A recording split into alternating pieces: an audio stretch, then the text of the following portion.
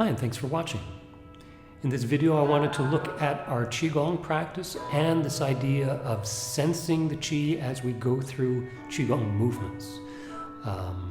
What I'd like to do is go through a few Qigong movements, ones that in particular there's a lot of people say they get a lot of sensation from. And then we'll look at some of the advice and instruction that's given around this topic and some tips in terms of what this means for continuing our Qigong practice. So let's look at these movements. The first one is just opening and closing the palms. So we have our feet shoulder width apart, setting our weight back towards the heels, lowering our center of gravity, so we're bending our knees a little bit, relaxing the hips and relaxing the low back, lengthening the body up and setting the shoulders down. We have our arms, our elbows a little bit away from the sides of the body, and our hands just level with the lower abdomen, palms facing each other. And from this posture here, hands in front of the lower abdomen, we gradually move our arms apart. And then we gradually allow our hands to move back towards each other. We're timing this along with our breath so that as we breathe in, the arms move apart just a little bit. And as we breathe out, the hands come back. Just breathing at your own pace and allowing the breath to become relaxed and even and full. Allow the hands to move in time with the breath, keeping the body upright and relaxed in alignment.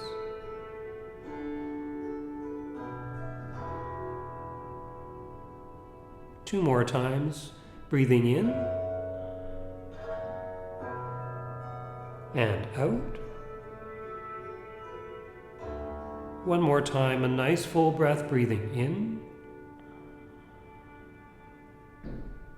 and out.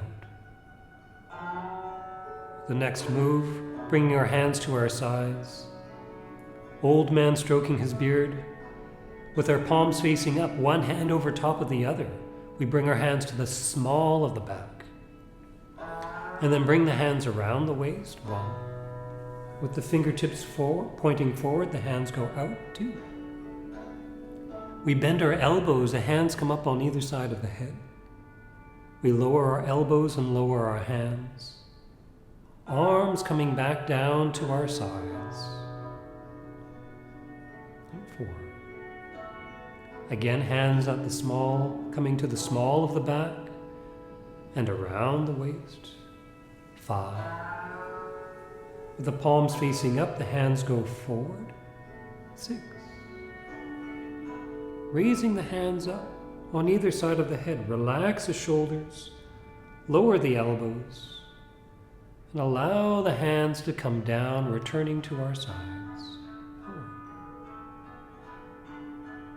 One more time, that same motion from the small of the back, coming around the waist. 5. Relax the low back, lengthen the body up as the hands go forward. 6. Bringing the hands up from the top of the head, we relax and settle downwards. 7. Hands at our sides. And 8. Shuttling the hands forwards and back.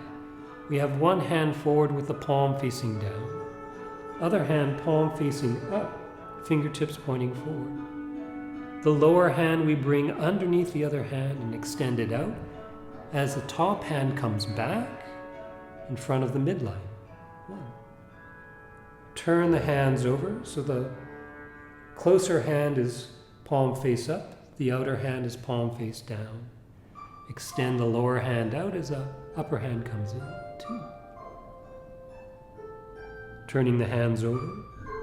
The upper body turns a little to one side as one hand goes forward, the other hand goes back. 3. Turn the wrists over, one hand coming underneath the other. And 4. With the hands staying where they are, extended hand forward, palm up, Other hand, palm face down. We just reverse the direction. So now the upper hand comes out over top of the lower arm. 5.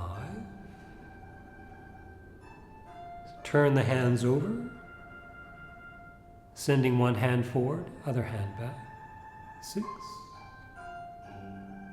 Switching hands. 7. Keep the shoulders relaxed, the weight set back to the heels. Switching hands. Turning the body, extending one hand forward as the other hand comes back. And 8. And then the last move, we bring our hands down to our sides, raising and lowering the palms. Palms facing upwards, fingertips pointing towards each other. The hands come up about chest height. 1. Turning the palms to face down. Relax the shoulders and lower the hands, level with the lower abdomen. And 2. Turning the wrists over, palms face up, hands come up. 3. Lowering the arms, lowering the hands. And 4. 2 more times, keeping the shoulders relaxed, elbows come out to the sides, breathing in. 5. Lowering the hands, breathing out. And 6. One more time. Nice full breath, breathing in. Lowering the palms, breathing out. And 8. Bringing our hands out, feet side by side. Closing posture. Arms coming down into our sides. And close. Very good. One of the common bits of advice or observations with Qigong practice, as we get familiar with the moves, as we find the flow and the relaxation, is that it's common to feel sensations in the hands. It can feel like warmth, it can feel like cold, it can feel like tingling, it can feel like an expansion, a swollenness, a heaviness, or it can feel like nothing at all. So what are we to do with this bit of information? How is this helpful to us? Because when we're practicing, it's common to feel various sensations, especially with our hands, because our hands have a great deal of sensitivity.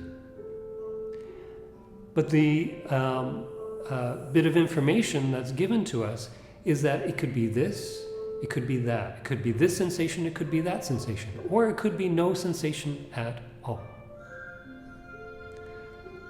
And so what I take this to mean is that as an indication of our progression in Qigong practice, in and of itself, it's not a reliable indicator. In that as people progress, you can be practicing and feel nothing and still be progressing in your Qigong practice. If I was to revise the saying just a little bit, I would say, you may feel sensations in your hands, but don't get caught up on those sensations.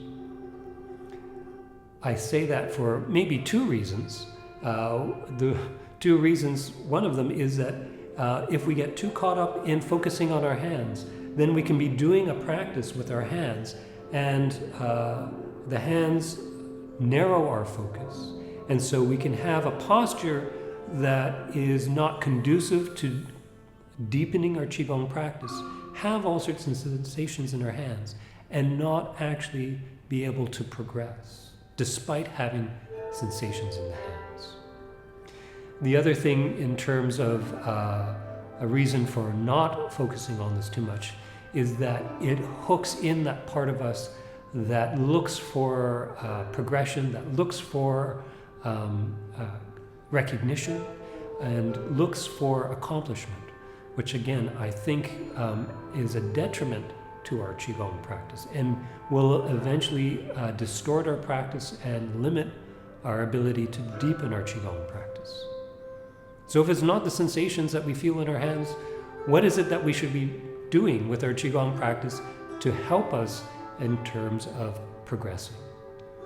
My thought is, instead of narrowing our perspective, we want to be able to expand our perspective. So if we take that last move, raising and lowering the palms, the instructions, of course, are on the hands. So the first part is to have an understanding of how the hands are moving. Luckily, it's a simple move. From there, we can expand our focus to our wrists and how our wrists are turning. From the hands to the wrists, we can then pay attention to the movement through the shoulders and the elbows, and from the shoulders and elbows across to the shoulder blades and the chest. When we have that sense of the motion through the upper arms and across the upper back and through the chest, we can bring our intent into and expand into the lower abdomen and the sides of the body.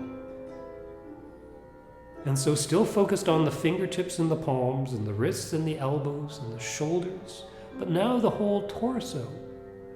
We can then expand our focus further to include from the top of the head, down through the hips, into the legs, into the ankles, into the bottoms of the feet.